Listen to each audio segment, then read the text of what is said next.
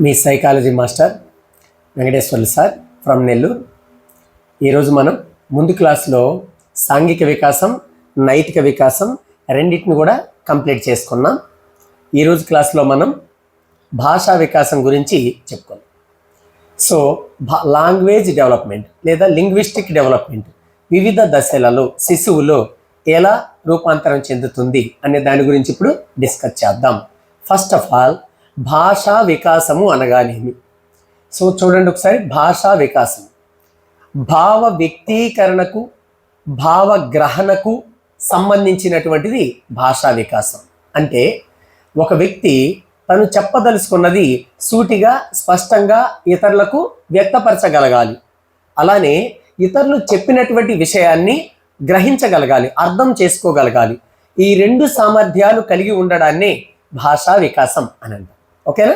So భావ వ్యక్తీకరణ సామర్థ్యం, భావగ్రహణ సామర్థ్యం ఈ రెండు కలిగి ఉండడాన్ని భాషా వికాసం అని అంటాం. Okay, right. అయితే ఇక్కడ చూడండి, ఈ భాషా వికాసం ఎందుకు తోడ్పడుతుంది అంటే, అసలు భాషా వికాసం దేనికి సంబంధించినది అంటే సమాచార పంపిణీకి, అభ్యసనానికి, ఆలోచనకు సంబంధించినటువంటిది భాషా వికాసం. సమాచార పంపిణీ. సో నేను ఒక విషయాన్ని ఇతరులకు తెలియచేయాలి, లేదా ఇతరులు దగ్గర నుంచి ఒక విషయాన్ని నేను తెలుసుకోవాలి. దీన్ని ఇన్ఫర్మేషన్ ట్రాన్స్ఫర్మేషన్ అని అంటాం. సో సమాచార పంపిణీ, అభ్యసనం అంటే నేర్చుకోవడానికి, మన ఆలోచనలు పెరగడానికి. సో సమాచార పంపిణీకి, అభ్యసనానికి, ఆలోచనకు తోడ్పడేదే ఈ భాషా వికాసము అనేది. అలానే శిశువు తన కోరికలను తీర్చుకోవడానికి, తన అవసరాలను తీర్చుకోవడానికి తోడ్పడేదే భాష అని తెలియచేసింది ఎవరు అని అంటే హాలిడే అనేటటువంటి విద్యావేత్త. మరొకసారి చూడండి. శిశువు తన కోరికలను వ్యక్తపరచడం, తన అవసరాలను తీర్చుకోవడానికి తోడ్పడేదే భాష. శిశువు జనరల్గా హాలిడేస్లో పిల్లలు తన అవసరాలను కానీ తమ కోరికలను కానీ తీర్చుకుంటూ ఉంటారు. సో సినిమా చూడాలా, హాలిడే రోజు వెళ్తూ ఉంటారు. సో వాళ్ళ కోరికలను, ట్రిప్కి వెళ్ళాలా, హాలిడే రోజు వెళ్తూ ఉంటారు.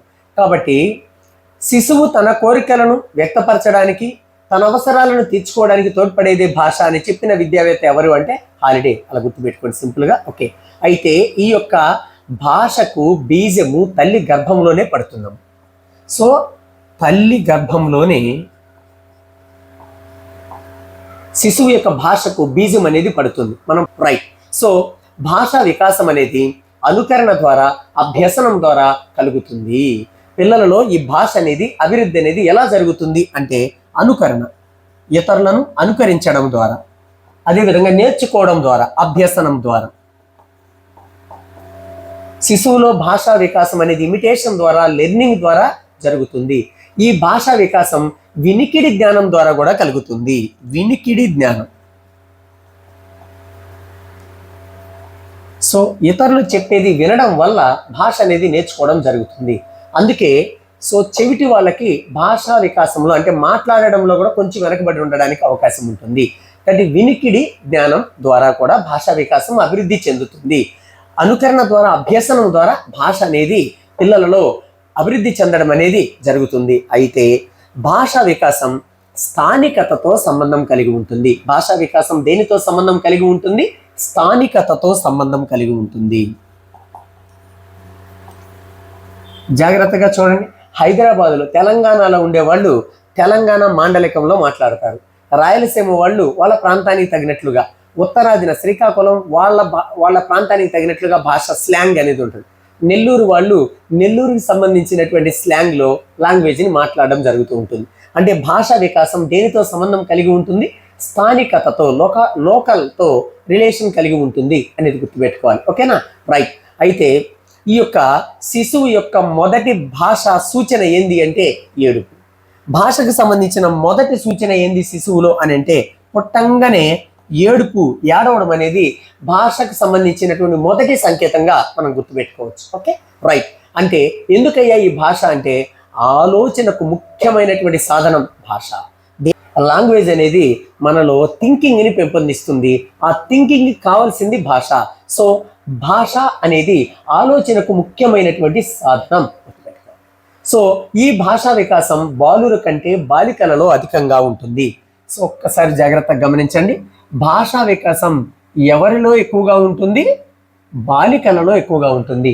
అంటే అబ్బాయిల కంటే అమ్మాయిలు తొందరగా మాట్లాడతారు, ముద్దు ముద్దు పలుకులు మాట్లాడతారు, గలగలగల మాట్లాడతారు. సెలయేరులాగా వాళ్ళ నోటి వెంబడి పదజాలం అలా అలా దొర్లుకుంటూ వస్తుంటుంది. కాబట్టి బాలురు కంటే భాషా వికాసం బాలికలలో ఎక్కువ ఉంటుంది అని చెప్పి విద్యావేత్తలు పరిశోధనలో తెలియచేయడం జరిగిందనమాట. ఓకే, ఇప్పుడు ఒక 2 ముఖ్యమైన అంశాలు చెప్తాను చూడండి. మానసిక వికాసంలో ఒక భాగం భాషా వికాసం. ఒక్కసారి జాగ్రత్తగా చూడండి. మానసిక వికాసం అనేది మెదడుకు సంబంధించినటువంటి వికాసం. అంటే మెదడు చేసే అన్ని సామర్థ్యాలు మానసిక వికాసం లేదా ప్రజ్ఞా వికాసానికి చెందుతాయి అని ముందు కూడా మనం చెప్పుకున్నాం. ఆ మెదడు చేసే ఒక పని ఏంది అంటే మాట్లాడడం కూడా. కాబట్టి మానసిక వికాసంలో ఒక భాగం భాషా వికాసం. మానసిక వికాసంలో ఒక భాగం భాషా వికాసం. ఓకే, ఈ యొక్క భాషా వికాసం సాంఘిక వికాసానికి తోడ్పడుతుంది.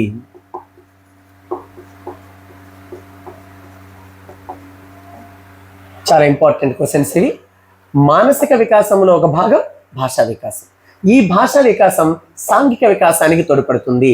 చక్కగా తమ భావాలను వ్యక్తపరచగలిగే వాళ్ళు, ఇతరులు చెప్పినటువంటి దాన్ని శ్రద్ధగా వినగలిగే వాళ్ళు ఎక్కువ స్నేహ సంబంధాలను పెంచుకుంటారు. 10 మందిలో నాయకత్వ లక్షణాలతో మనగలుగుతారు. కాబట్టి భాషా వికాసం సాంఘిక వికాసానికి తోడ్పడుతుంది. ఈ భాషా వికాసం మానసిక వికాసంలో ఒక భాగం గుర్తుపెట్టుకోవాలి. ఇది భాషకు సంబంధించినటువంటి ప్రాథమికమైనటువంటి సమాచారం. అయితే ఈ భాష అందరి శిశువులలో ఒక క్రమంలో, ఒక తార్కిక క్రమంలో అభివృద్ధి చెందుతుంది. శిశువులలో భాష అభివృద్ధి చెందే క్రమాన్ని బట్టి భాషాభివృద్ధి దశలను 4 రకాలుగా వర్గీకరించవచ్చు. సార్వత్రిక భాషా సిద్ధాంతం అని కూడా అంటారు. తర్వాత నోమ్ చోమ్స్కీ భాషా వికాస సిద్ధాంతంలో మనం ఆ సార్వత్రిక సిద్ధాంతం అంటే ఏందో చూద్దాం. చూడండి, అందరి శిశువులలో భాష అభివృద్ధి చెందడంలో ఒకే రకమైన తార్కిక క్రమాన్ని మనం గమనించవచ్చు. దానిని ఆధారంగా చేసుకొని భాషాభివృద్ధి దశలు 4గా ఈ యొక్క మనోవిజ్ఞాన శాస్త్రవేత్తలు వర్గీకరించడం జరిగింది. అందులో మొట్టమొదటిది ఏంది అని అంటే ప్రాగ్ భాషా రూపం.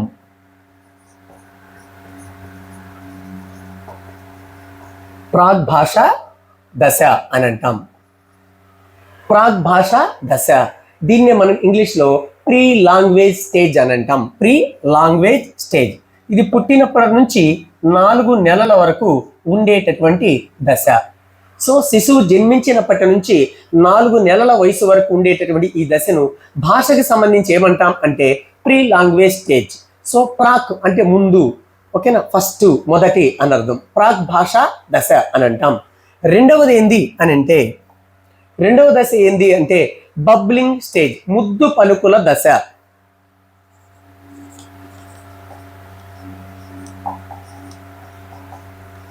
ఈ ముద్దు పలుకుల దశనే ఇంగితాల దశ అని కూడా అంటాం. దీన్ని ఇంగ్లీష్లో బబ్లింగ్ స్టేజ్ అని అంటాం. ఇది 4 నెలల నుంచి 1 సంవత్సరం వరకు ఉండేటటువంటి దశ. 4 నెలల నుంచి 1 సంవత్సరం వరకు ఉండేటటువంటి ఈ దశను ఏమంటాం అంటే ముద్దు పలుకుల దశ లేదా ఇంగితాల దశ. ఇంగ్లీష్లో కనుకైతే బబ్లింగ్ స్టేజ్ అని అంటాం. ఇక మూడోది ఇమిటేషన్ స్టేజ్, అనుకరణ, శబ్ద అనుకరణ దశ. శబ్దానుకరణ దశ. ఈ శబ్దానుకరణ దశను మనం ఇమిటేషన్ స్టేజ్ అని అంటాం. ఇది 1 సంవత్సరం నుంచి 1.5 ఇయర్, 1.5 సంవత్సరం వరకు ఉండేటటువంటి దశ, శబ్దానుకరణ దశ. ఇక చివరిది శబ్దగ్రాహ్యక దశ అని అంటాం. Stage of verbal comprehension stage. శబ్దగ్రాహ్యక దశ.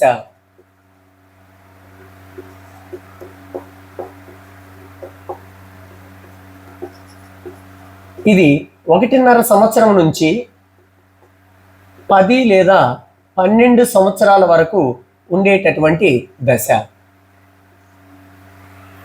దీని ఇంగ్లీష్లో స్టేజ్ ఆఫ్ వెర్బల్ కాంప్రహెన్షన్ దశ. శబ్దగ్రాహ్యక దశ అని అంటాం. ఇలా భాష అభివృద్ధి దశలను 4 రకాలుగా వర్గీకరించడం జరిగింది. ఎగ్జామినేషన్ పాయింట్ ఆఫ్ వ్యూలో ఎక్కువ సార్లు క్వశ్చన్ ఈ ఏరియాలో అడుగుతూ ఉన్నారు. ఫస్ట్ ఆఫ్ ఆల్ శిశువుకి భాష అనేది తెలియనటువంటి దశ ఏది అని అడుగుతాడు. సో ప్రాక్ భాషా దశ అంటే భాష నేర్చుకోవడానికి ముందు, ప్రాక్ అంటే ఫస్ట్ కాబట్టి ముందు కాబట్టి శిశువుకి భాష అనేది తెలియనటువంటి దశ ఏది అని అంటారు. సో ఈ 4 నెలల్లో పిల్లవాడికి భాష అనేది తెలియదు. అయితే భాష నేర్చుకోవడానికి ప్రయత్నం మాత్రం మానడు. మరి ఏం ప్రయత్నం చేస్తాడు అంటే తనకిష్టమైనటువంటి అర్ధరహిత శబ్దాలను చేసే దశ ప్రాక్ భాషా దశ.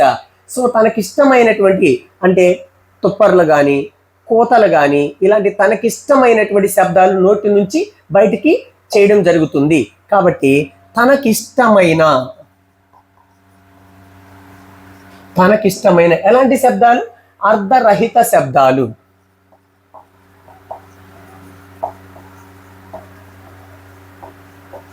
తనకిష్టమైన అర్ధరహిత శబ్దాలు, ఇది ఇంపార్టెంట్. సో అర్ధరహిత శబ్దాలు ఈ దశలో చేస్తాడు, ఈ దశలో చేస్తాడు. అయితే బయట వ్యక్తులను తల్లిదండ్రులను గమనించి పరిశీలించి చేస్తే అది రెండవ దశ. బయట వ్యక్తులను తల్లిదండ్రులని ఇతరులను పరిశీలించకుండా తనకిష్టమైనటువంటి అర్ధరహిత శబ్దాలు చేసే దశ ఏది అంటే ప్రాక్ భాషా దశ అని అంటాం. రైట్. అయితే పుట్టగానే ఏడుపు అనేది భాషకు తొలి సంకేతంగా మనం చెప్పుకోవచ్చు. ఆ ఏడుపు అనేది ఏ దశకు చెందుతుంది అని అంటే ప్రాక్ భాషా దశకు చెందుతుంది. ఓకే, ఇది 3 అంశాలు. ప్రీ లాంగ్వేజ్ స్టేజ్ ప్రాక్ భాషా దశ అని అంటాం. పుట్టినప్పటి నుంచి 4 నెలల వయసు వరకు ఉండే దశ. క్లియర్. నెక్స్ట్, ఏ దశలో శిశువుకి అస్సలు భాష తెలియదు? ప్రాక్ భాషా దశలో భాష అనేది తెలియదు. రైట్. ఏం చేస్తాడు మరి? భాష నేర్చుకోవడానికి ఏ ప్రయత్నం ఇక్కడ మొదలవుతుంది? తనకిష్టమైనటువంటి అర్ధరహితమైనటువంటి శబ్దాలను చేసే దశ ప్రాక్ భాషా దశ. సో పుట్టగానే ఏడవడం అనేది భాషకు సంబంధించిన తొలి సంకేతంగా, తొలి సూచనగా మనం గమనించాలి. కాబట్టి ఏడుపు అనేది దేనికి చెందుతుందంటే ప్రాక్ భాషా దశకు చెందుతుంది. Okay, right. నెక్స్ట్, రెండవది ముద్దు పలుకుల దశ లేదా ఇంగితాల దశ. ఇక్కడ గమనించండి, శిశువు తల్లిదండ్రులను ఇతర వ్యక్తులను గమనించి పరిశీలించి సైగలు సంజ్ఞలతో అస్పష్టమైన అర్ధరహితమైన శబ్దాలు చేయడం జరుగుతుంది. కాబట్టి శిశువు ఇక్కడ కూడా అర్ధరహితమైన అస్పష్టమైన శబ్దాలే చేస్తాడు. అయితే తల్లిదండ్రులను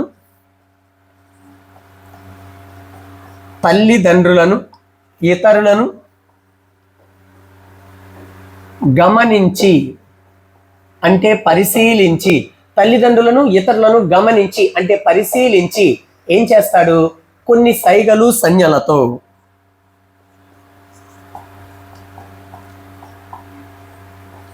ఇక్కడ సైగలు సంజ్ఞలు లేవు, జస్ట్ తనకిష్టమైన అర్ధరహిత శబ్దాలు మాత్రమే ఉన్నాయి. ఓకే, కాబట్టి ఆ అర్ధరహితమైన శబ్దాలకు అదనంగా సైగలు సంజ్ఞలు తోడవుతాయి. మళ్ళీ ఇక్కడ కూడా అర్ధరహిత శబ్దాలు ఉంటాయి.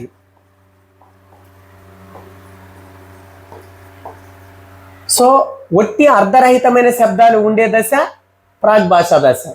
తనకిష్టమైన అర్ధరహితమైన శబ్దాలు ఉండే దశ ప్రాక్ భాషా దశ.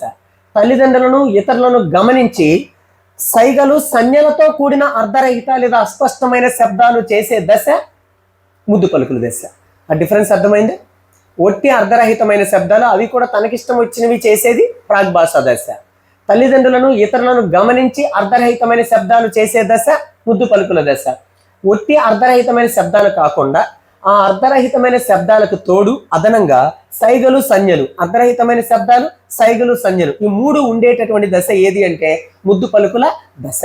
రైట్. నెక్స్ట్, శబ్దానుకరణ దశ, ఇమిటేషన్ స్టేజ్ అని అంటాం.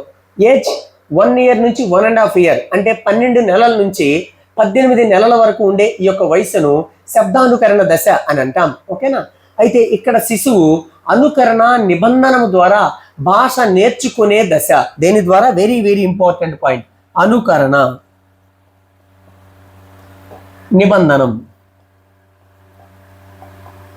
దీని ద్వారా శిశువు భాష నేర్చుకునేటటువంటి దశ ఏది అంటే శబ్దానుకరణ దశ. పేర్లోనే ఉంది అనుకరణ నిబంధనం ద్వారా. అంటే పెద్దలు పిల్లలకి భాష నేర్పించేటప్పుడు పలకడం అమ్మ, అత్త, అక్క అని పలుమార్లు వీళ్ళు పలకడం ద్వారా పిల్లలు దాన్ని అనుకరించి నిబంధనం చేసుకుంటారు. వీళ్ళు పెదాలు ఎలా కదిలిస్తున్నారో ఆ విధంగా వాళ్ళు కూడా నిబంధన, అంటే పెద్దలు ఇచ్చేటటువంటి ఉద్దీపనకు పిల్లల ప్రతిస్పందన ఇలా కొన్నిసార్లు అలవాటు అవడం వల్ల, కొన్నిసార్లు దాన్ని ప్రాక్టీస్ చేయడం వల్ల ఆ భాషను నేర్చుకోవడం జరుగుతుంది.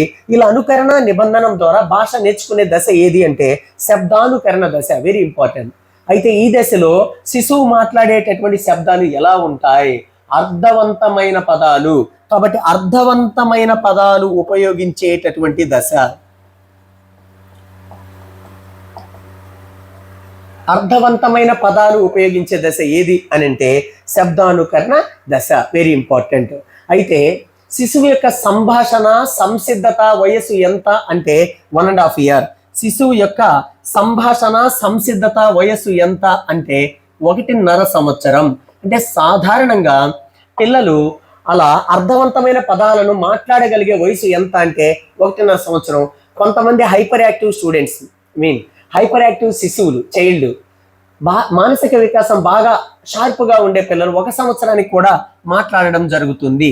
కాబట్టి మీ ఇళ్లల్లో మీ పిల్లలు కానీ లేదా మీ అక్క అన్న మీ పక్కింట్లో ఉండే వాళ్ళ పిల్లలు కానీ ఎవరైనా 1 సంవత్సరానికి మాట్లాడుతున్నారు అంటే వారిలో మానసిక వికాసం చాలా ఎక్కువని, ప్రజ్ఞ బాగా ఉంది అని, వాళ్ళు హైపర్ యాక్టివ్ అని మనం అర్థం చేసుకోవాలి. Okay, right.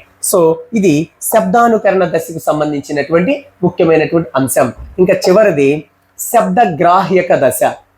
ఇది 1.5 సంవత్సరం నుంచి 10 లేదా 12 సంవత్సరాలకి చాలా లాంగ్ పీరియడ్ ఉండేటటువంటి దశ శబ్దగ్రాహ్యక దశ. పేరులోనే ఉంది గ్రాహ్యక, గ్రహించడం అంటే అర్థం చేసుకోవడం అని అర్థం. కాబట్టి ఇక్కడ చూడండి, ఇతరులు చెప్పినటువంటి మాటలలోని అర్థాలను గ్రహించి తిరిగి ప్రతిస్పందించేటటువంటి దశ ఏది అని అంటే శబ్దగ్రాహ్యక దశ. గ్రాహ్యక, గ్రహించడం ఆ పేర్లోనే ఉంది, ఇది గమనించాలి మీరు. కాబట్టి ఇతరులు చెప్పేటటువంటి విషయాలను పిల్లలు గ్రహించి దానికి తగిన రీతిలో ప్రతిస్పందించేటటువంటి దశ ఏది? ఓకే, ఇతరుల యొక్క మాటలలోని అర్థాన్ని గ్రహించి దానికి తగిన రీతిలో ప్రతిస్పందించే దశ ఏది అంటే శబ్దగ్రాహ్యక, గ్రహించడం. సో గ్రహించడం అంటే ఇంకొంచెం ఈజీగా ఇంకొంచెం ఎక్స్ప్లెనేషన్ ఇచ్చుకుందాం. పెద్దల మాటలలోని అర్థాలను అర్థం చేసుకుని తిరిగి మాట్లాడడం కానీ లేదా పనులు చేయడం కానీ జరిగే దశ ఏది అంటే శబ్దగ్రాహ్యక దశ. Okay, right. ఒకసారి చూడండి, పెద్దల మాటలు, ఆ పెద్దలు మాట్లాడినటువంటి మాటలలోని అర్థాన్ని పిల్లలు గ్రహించాలా అంటే అర్థం చేసుకోవాలా, చేసుకుని తిరిగి ఏం చేయాలి? ఈ పిల్లలు తిరిగి మాట్లాడగలగాలి, తిరిగి సమాధానం చెప్పగలగాలి.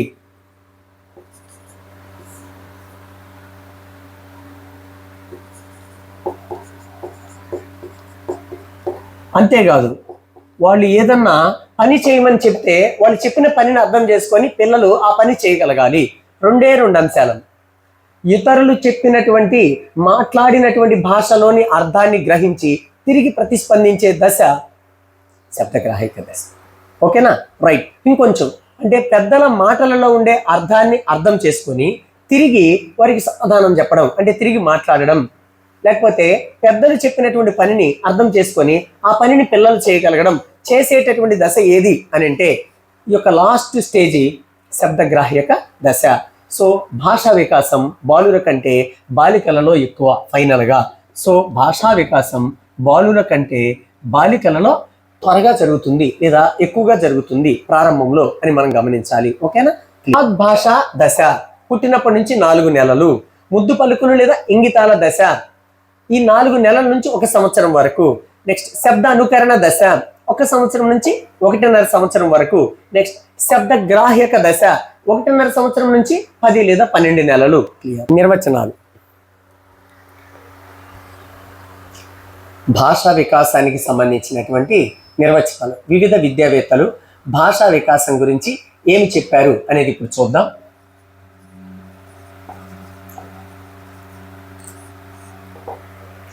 First of all Chomsky, నోమ్ Chomsky అనేటటువంటి విద్యావేత్త ఈ యొక్క భాష గురించి ఏం తెలియచేశారు. నెక్స్ట్ రెండో వ్యక్తి బెర్నిస్టియం.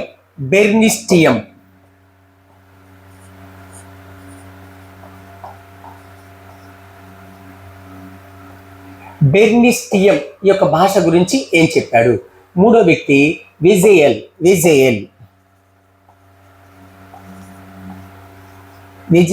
అనేటటువంటి విద్యావేత్త ఏమని తెలియచేశాడు? ఇంకొక విద్యావేత్త జాగ్రత్త, ఫుడ్ టీ షార్ట్ హ్యూగ్స్, ఫుడ్ టీ షార్ట్ హ్యూగ్స్, ఫుడ్ టీ షార్ట్ హ్యూగ్స్ వీళ్ళు ముగ్గురు కలిసి మరి భాష గురించి ఏం చెప్పారు? ఇందాక ఆల్రెడీ మనం హాలిడే గురించి చెప్పుకోనున్నాం. ఇది పిల్లల వాళ్ళ యొక్క కోరికలను వ్యక్తపరచడానికి, అవసరాలు తీర్చుకోవడానికి భాష అనే దాన్ని ఉపయోగిస్తూ ఉంటారు. ఈ మాట చెప్పింది ఎవరు అంటే హాలిడే అని ముందే మనం తెలియజేసుకున్నాం. అది పక్కన పెడితే అదనంగా ఈ నలుగురు ఏం చెప్పారు? ఓకే, ఫస్ట్ ఆఫ్ ఆల్ చాలా ఇంపార్టెంట్, పరిణతి వలన కలిగే పురోభివృద్ధి ఫలితంగా భాషా వికాసం అనేది జరుగుతుంది అని చెప్పిన విద్యావేత్త ఎవరు? దేనివల్ల? పరిణతి, మెచ్యూరిటీ అని అంటాం. పరిణతి అన్న పరిపక్వత అన్న ఒకటే. ఈ పరిణతి వలన కలిగే పురోభివృద్ధి ఫలితంగా పిల్లలలో భాషా వికాసం జరుగుతుంది.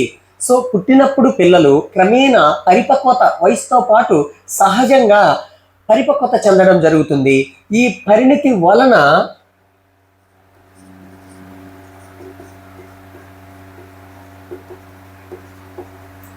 ఒక్కసారి జాగ్రత్తగా చూడండి, పరిణతి వలన కలిగే పురోభివృద్ధి ఫలితంగా భాషా వికాసం జరుగుతుంది అని చెప్పింది ఎవరు అని అంటే చామ్స్కీ. కాబట్టి ఒకటి పదం. సో శిశువులలో భాషాభివృద్ధి ఎలా జరుగుతుంది, దేని వలన జరుగుతుంది, దానికి కారణం ఏంటి అంటే పరిపక్వత లేదా పరిణతి లేదా మెచ్యూరిటీ అని చెప్పింది ఎవరు అంటే నోమ్ చామ్స్కీ. కాబట్టి పరిపక్వత చామ్స్కీ. క్లియర్. నెక్స్ట్ రెండో వ్యక్తి చూడండి, పిల్లలు కుటుంబంలో ఉండే వ్యక్తులతో సంబంధాలు కలిగి ఉంటారు. పిల్లలు బయట ఉండే ఇతర వ్యక్తులతో స్వేచ్ఛా సంబంధాలు కలిగి ఉంటారు. ఓకే, అయితే ధనవంతులు, ధనికులు లేకపోతే పిల్లల్ని మరీ ఎక్కువ అల్లారు ముద్దుగా పెంచేటటువంటి వారు పిల్లల్ని బయటికి పంపించరు. ఫ్రెండ్స్తో ఆటలాడుకోనివ్వరు. చిన్నప్పుడు ఏమైనా ప్రమాదాలు జరుగుతాయేమో లేదా మురికి అపరిశుభ్రం అయిపోతారేమోనని ఎప్పుడు ఎత్తుకొని ఉండడం లేదా ఇంట్లోనే పెట్టుంటారు. ఈ పిల్లల కంటే ఫ్రీగా వదిలేసినప్పుడు ఆ పిల్లలు నలుగురు స్నేహితులతో ఆ పక్కకి ఈ పక్కింటికి ఆ పక్కింటికి పోయి మాట్లాడి వస్తూ ఉంటారే, ఆ పిల్లలలో భాషా వికాసం సులభంగా జరుగుతుంది అని చెప్పింది ఎవరు అని అంటే బెర్నిస్టియం. మళ్ళీ ఒక్కసారి చూడండి, ఈ బెర్నిస్టియం ఏమంటాడంటే బయట సమాజంలోని వ్యక్తులతో స్వేచ్ఛా సంబంధాలు కలిగినటువంటి పిల్లలు భాషా వికాసం అనేది సులభంగా జరుగుతుంది అని చెప్పడం జరిగింది. ఎక్కడ? బయట సమాజం. ఓకే, ఈ బయట సమాజంలో ఉండేటటువంటి వ్యక్తులు ఉంటారు కదా, ఆ వ్యక్తులతో బయట సమాజంలో ఉండే వ్యక్తులతో స్వేచ్ఛా సంబంధాలు,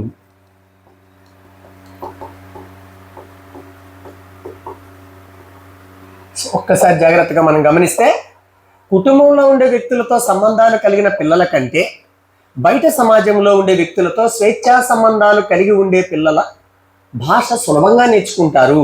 వారిలో భాషా వికాసం సులభంగా జరుగుతుంది. ఎవరితో పోలిస్తే ఇంట్లో ఉండే కుటుంబంలోని సభ్యులతో సంబంధాలు కలిగి ఉండే పిల్లల కంటే బయట సమాజంలో ఉండే వ్యక్తులతో స్వేచ్ఛా సంబంధాలు కలిగి ఉండే పిల్లలలో భాషా వికాసం సులభంగా జరుగుతుంది అని చెప్పింది ఎవరు అని అంటే బెర్నిస్టియం. ఓకేనా, రైట్. నెక్స్ట్ విజయిల్. ఎవరు? విజయిల్. ఈయన ఏమంటాడంటే భాషా వికాసం అనేది సార్వత్రిక ప్రమాణాన్ని పాటిస్తుంది అని అంటాడు. చాలా ఇంపార్టెంట్ పాయింట్ చూడండి ఇక్కడ, universal standards. So language development అనేది యూనివర్సల్ స్టాండర్డ్ని పాటిస్తుంది అని అంటాడు. సో భాషా వికాసం అనేది సార్వత్రిక ప్రమాణాన్ని పాటిస్తుంది.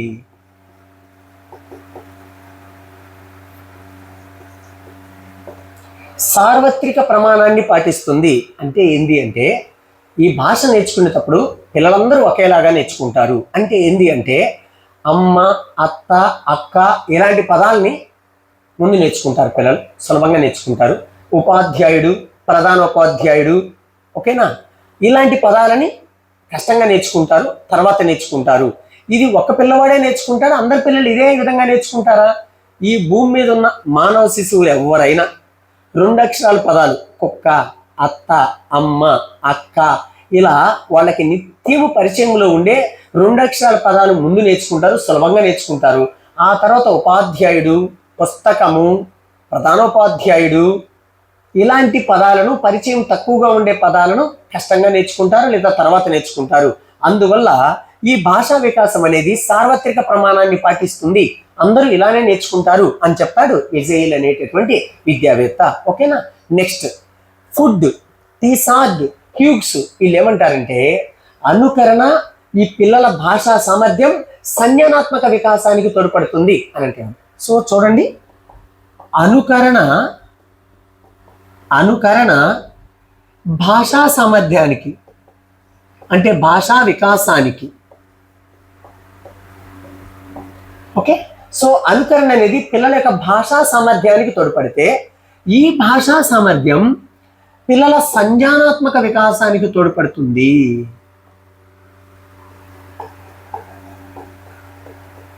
ఎవరి మాట చెప్పింది? ఫుడ్, టీసార్డ్, హ్యూగ్స్ అనేటటువంటి విద్యావేత్త. ఓకే, ఒకసారి చూడండి. సంజ్ఞానాత్మక వికాసం అంటే తెలివిగా ఆలోచించడం అని అర్థం, అవగాహనతో ఆలోచించడం అని అర్థం. అంటే జ్ఞానం 2 రకాలు. ఉన్నదున్నట్టు బట్టి పట్టడం జ్ఞానం. పుస్తకంలో ఏముందో అది త్రిభుజంలోని 3 కోణాలు మొత్తం 180 డిగ్రీలు. అసలు ఆ 3 కోణాలు ఏందో ఎక్కడ ఉంటాయో అవి అంతర్కోణాల, బాహ్య కోణాలు అవేమి ఉండదు. త్రిభుజంలోని 3 కోణాలు మొత్తం 180 డిగ్రీలు. ఇది జ్ఞానం. ఉన్నదున్నట్టు ఒక చెప్పడం. మొఘల్ సామ్రాజ్య స్థాపకుడు బాబరు ఎవరు, అక్బర్ ఎవరు, వాళ్ళ మధ్య సంబంధం ఏంటి అసలు ఏమి తెలియదు. Next okay. సో జ్ఞానేంద్రియాలు అవి విజ్ఞానేంద్రియాలు 5 నిదానంగా చెప్పరా? చెప్పలేను సార్. ఇది జ్ఞానం. దాన్ని సంజ్ఞానాత్మకత అనం.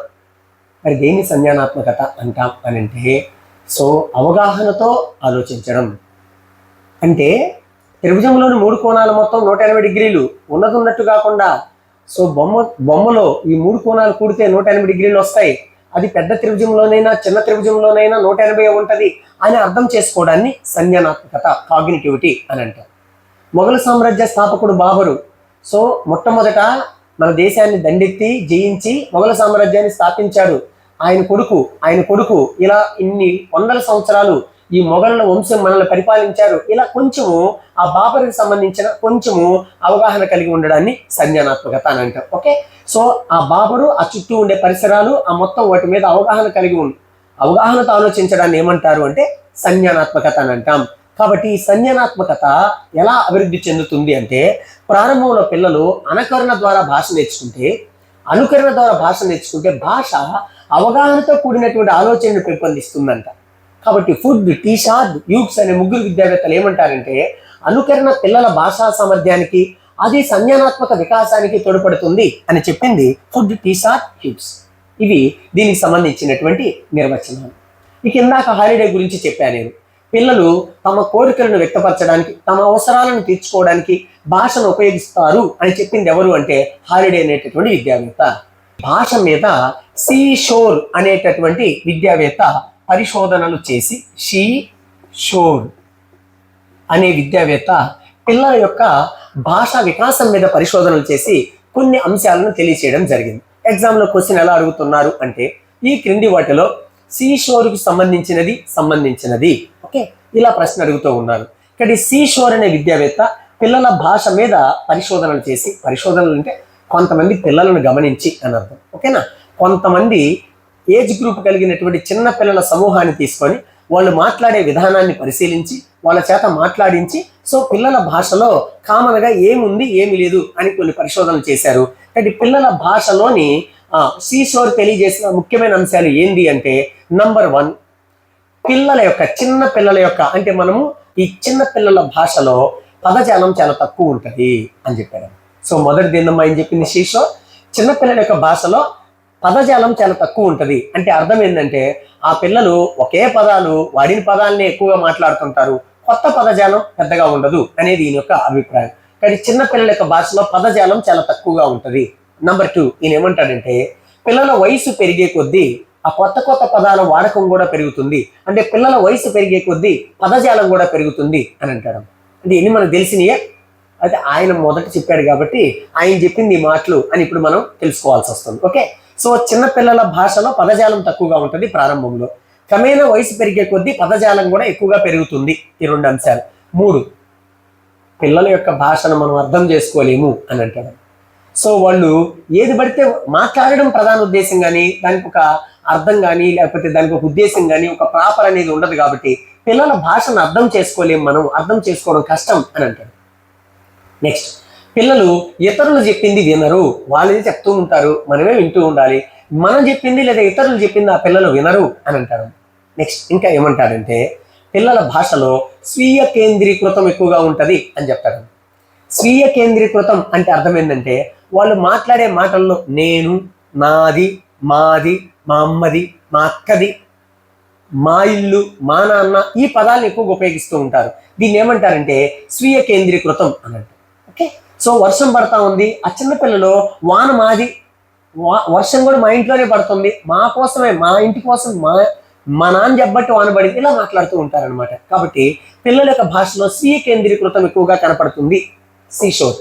నెక్స్ట్, పిల్లలు ఎక్కువగా ఎగతాళి చేయడం, విమర్శించడం అట్లా మాట్లాడతారు. అంటే అవగాహన లేని చిన్నపిల్లలు ఇతరులను ఎగతాళి చేసే విధంగా, విమర్శించే విధంగా ఎక్కువగా మాట్లాడతారు. అంటే పిల్లల భాషలో విమర్శ లేదా ఎగతాళి ఎక్కువగా కనపడుతుంది అని అంటారు.